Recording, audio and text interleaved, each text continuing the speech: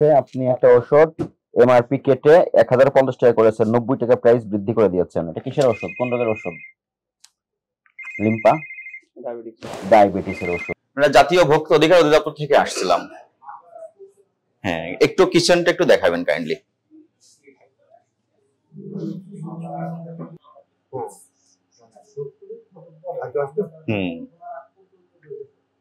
এগুলো কি রাখছেন?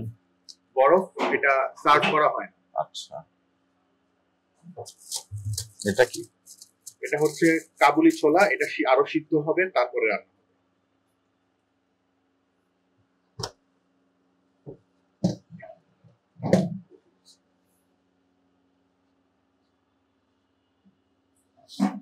ভালো আছে, র্যাপিং করে রাখছেন সব? জি জি। এটা কি রেখেছেন একটু খুলে দেখেন।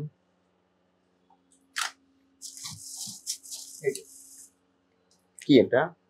খুব সম্ভবত বাদাম। এই পাত্রে কি আছে? এই পাত্রে দেখতে হবে, একটু বের করে দেখেন। সরিষা বাটা। ঠিক আছে, সব সময় র্যাপিং করে রাখেন? সবসময়। Very good. ওইটা একটু দেখান।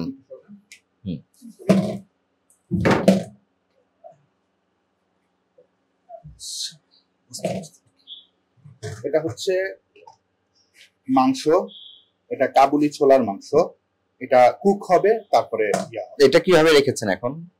এটা কিভাবে, এটা হলো হাফ কুক করে রাখা হয়েছে। আচ্ছা, অর্ধ সিদ্ধ করে রাখা হয়েছে। এরপরে যখন এটা মানে আমাদের এক লটটা শেষ হয়ে যাবে, তখন নতুন চাউল, এটা আরো কুক হবে, তখন এটা মিক্স করে। শেফ কে আপনি? না, শেফ খুব সম্ভবত একটু বাসায় গেছে। ঠিক আছে, সবসময় ঢাকনা ব্যবহার করে রাখবেন। ঠিক আছে। কোনো খাবার আনকভার্ড অবস্থায় নাই। এইগুলোতে কি খাবার?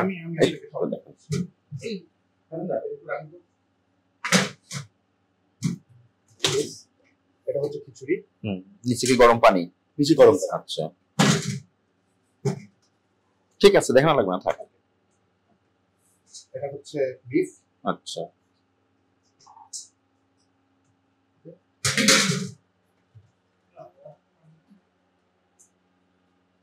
পোলাও।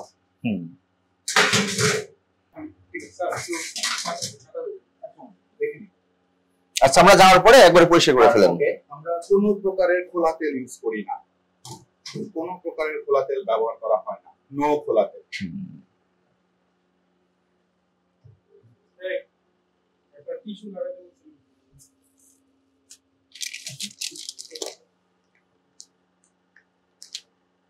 ঠিক আছে, ঠিক আছে, ভালো আছে পরিবেশ? ভালো আপনাদের? ভালো আছে, ধন্যবাদ।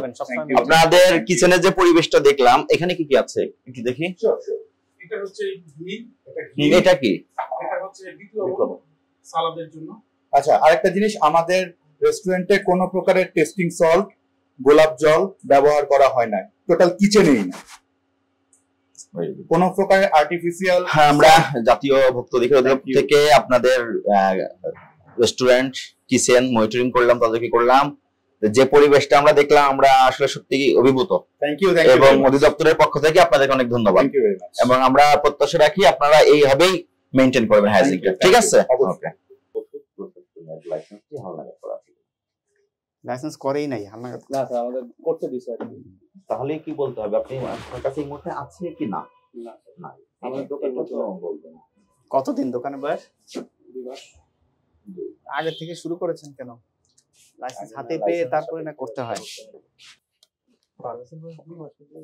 এটাতে 1005 টাকা এমআরপি লিখে রেখেছেন কলম দিয়ে, আর একটা আপনি হাতে লিখে রেখেছেন 780। এটা কি সেম ঘটনা? এটা মেয়াদ একটু দেখাবেন, মেয়াদটা দেখাবেন।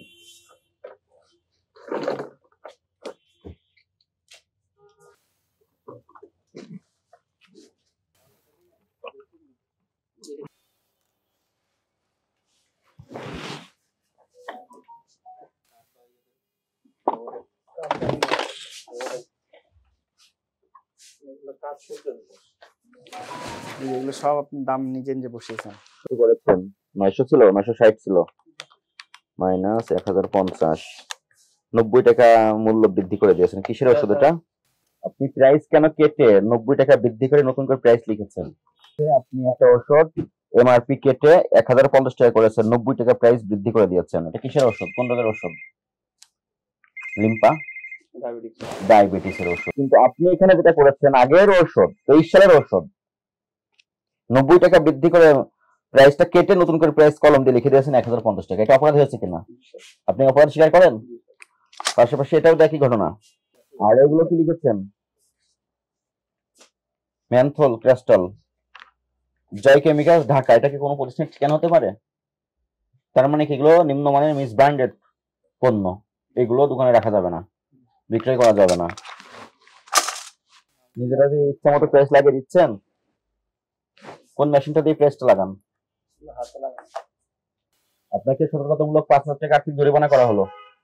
যে ঘষা মাজা করে কেটে নতুন করে প্রাইস বাড়িয়ে বসাবেন না, ঠিক আছে?